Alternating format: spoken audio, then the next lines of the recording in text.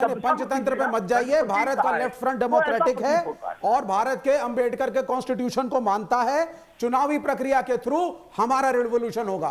तभी कहते हैं ना ईवीएम मोदी वोटिंग मशीन है। आप ही कहते हैं ना चुनाव के थ्रू होगा।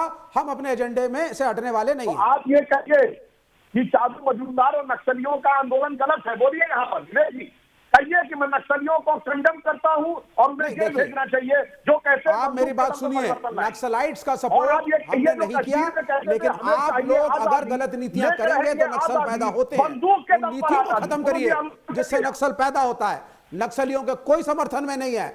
हम अपने देश की आर्म्ड फोर्सेस के साथ खड़े हैं, लेकिन ऐसी नीतियां भी हम ना बनाएं कि नक्सल पैदा हो।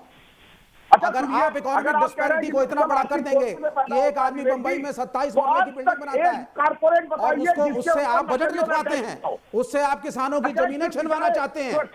जो आप एग्रीकल्चर बिल को लेकर के आए हैं वो चंद मल्टीनेशनल और चंद ये बड़े बड़ी जो सूट बूट की सरकार और अंबानी अडानी का बिल आप लेकर, अरे आप जवाब नहीं दे रहे। आप मेरे सवाल का जवाब नहीं दे रहे। आप रटी रटी बात बोल रहे हैं। मुझे सिर्फ इस बात का जवाब दे दीजिए, मुझे सिर्फ इस बात का जवाब दे दीजिए कि शी जिनपिंग क्या गांधी के सत्याग्रह को पढ़ाने के लिए जैक मा को उठा के ले गए हैं? 2 महीने से नजर बंद करके रखा है।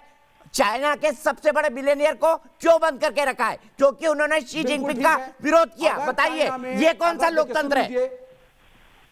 हाँ सुनिए, आलोचना करिए शी जिनपिंग की, इसके लिए आलोचना करिए। इरेगुलरिटीज के कारण किसी भी, सुन लीजिए मेरी बात सुनिए, अब मुझे बोलने दीजिए। फाइनेंशियल इरेगुलरिटीज के कारण अगर उनकी सरकार जैक मा को पकड़ रही है तो उनकी सरकार जाने, जैक मा जाने। हमारे देश में बैंकों से उधार लेने के बाद ये अंबानी और बड़े बड़े घराने जो भाग जाते हैं और एनपीएस बना बना करके आप इनके जो लोनों को माफ करते हैं। आप अपने देश की सरकार की बात करिए, आप नरेंद्र मोदी की बात करिए। आप 2014 से आज तक कितना लोन माफ किया, जरा डेटा मांगिए इनसे। और सरकारी बैंकों का पैसा कहां गया है? कितना कर्ज ले रखा है बैंकों से अंबानी साहब ने, कितना कर्ज ले रखा है बैंकों से अडानी साहब ने? आप जरा ये तो पता लगाइए। अपने देश की बात तो कर लीजिए।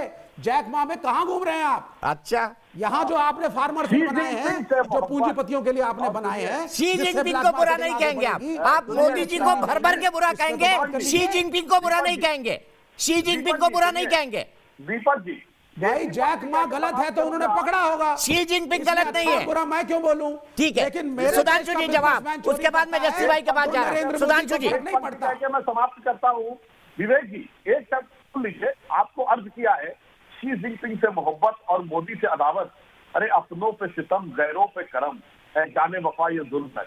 कम से कम इतना तो जुल्म मत करिए। आप कह रहे जैक मा को जाने दो, शी जिनपिंग ने ये कर दिया और मोदी को सुनो। अरे भगवान, इसी वजह से अरे भाई आप अपने बिजनेसमैन को भी तो थोड़ा टाइट कर लीजिए।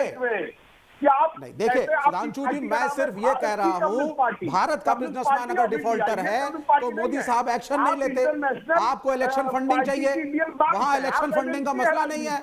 तो जो गलत बिजनेसमैन होता है उसमें गाज गिरती है, उसमें बुराई क्या है? तो हेडक्वार्टर के खिलाफ कैसे बोल जाएंगे?